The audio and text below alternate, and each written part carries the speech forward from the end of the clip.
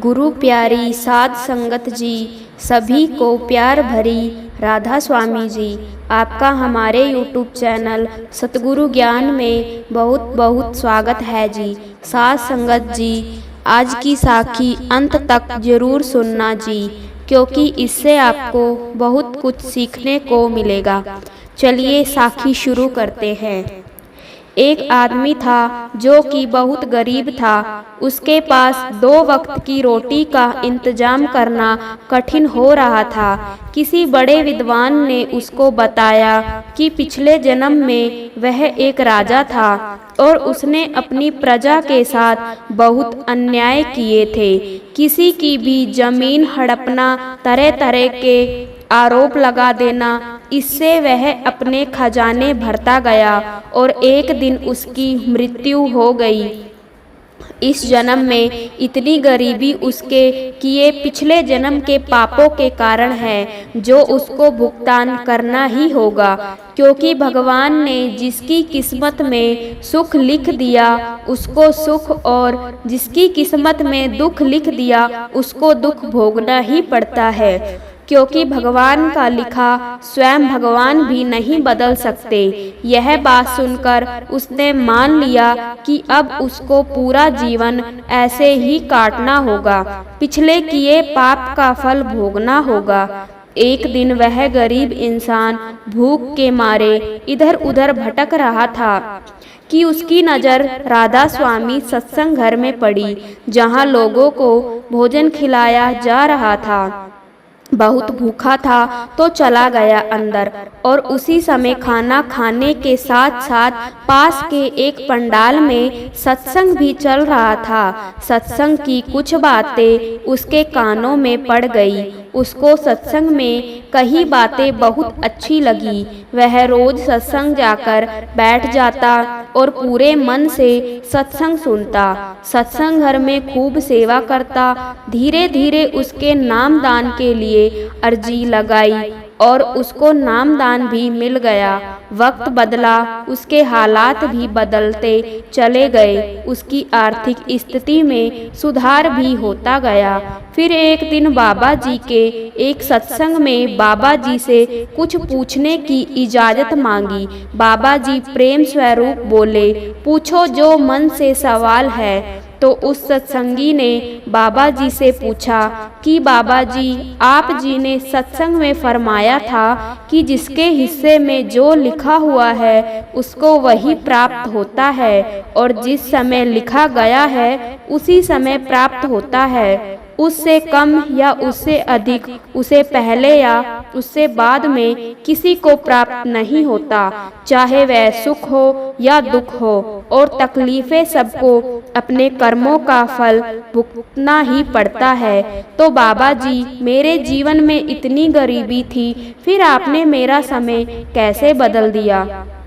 तो बाबा जी मुस्कुराए और एक सेवादार को बुलाया और उस सेवादार से एक कोरा कागज मंगवाया और 7 स्याही मंगवाई, साथ में एक मोहर भी मंगवाई। इस मोहर को बिना स्याही लगाए उस सत्संगी को दिखाया और पूछा, बताओ मोहर पर अक्षर उल्टे हैं या सीधे? तो सत्संगी ने कहा, अक्षर तो उल्टे हैं। फिर बाबा जी की मोहर को स्याही में डुबोया और कोरे कागज पर मोहर लगा दी। अब बाबा जी ने दोबारा पूछा, अब बताओ अक्षर उल्टे हैं कि सीधे? तो सत्संगी बोला, अब तो अक्षर सीधे हो गए। तो बाबा जी बोले, अब समझ आया कि इस उदाहरण का मतलब क्या था।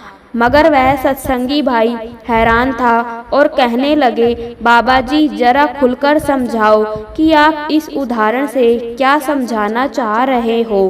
तो बाबा जी बोले, जिस प्रकार मोहर में अक्षर उल्टे थे और स्याही लगाकर छपने पर सीधे हो गए, इसी तरह जीव का भाग्य भी सीधा हो जाता है अगर उसकी जिंदगी में परमात्मा रूपी संत सतगुरु आ जाते हैं, और जीव सतगुरु की शरण में आ गए तो सतगुरु उसके भाग्य को भी बदल देते हैं। सतगुरु चाहे तो किस्मत का लिखा भी बदल देते हैं। जब ब्रह्मा जी ने वेदों की रचना की थी तो ना करने के बाद भी उनकी शाही बच गई थी, तो वह उसे लेकर भगवान के पास गए थे और ब्रह्मा जी ने प्रार्थना की थी कि इस साई का क्या करना है। तो भगवान जी ने कहा, इस साई को लेकर संतों को दे दो, क्योंकि मैंने लोगों की किस्मत उनके कर्मों के हिसाब से लिख दी है। अब मैं चाहूँ तो भी लिखा हुआ नहीं बदल सकता, लेकिन एक सच्चा संत सतगुरु अगर चाहे तो मेरा लिखा हुआ भी बदल सकता है। साध संगत जी, इसीलिए हर सत्संग में कहा जाता है कि अपने आप को अपने सतगुरु को सौंप दो और सतगुरु के बताए मार्ग पर चलकर तो देखो, भगवान लिखा हुआ भी बदल देता है।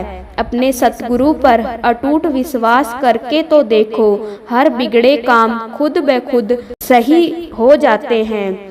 तो मालिक की मेहर जरूर होगी। नाम की बख्शिश देकर अपनी मोहर तो बाबा जी हमारे ऊपर लगा ही चुके हैं। हम बहुत ही किस्मत वाले हैं जो बाबा जी ने हमें अपनी शरण में ले लिया है।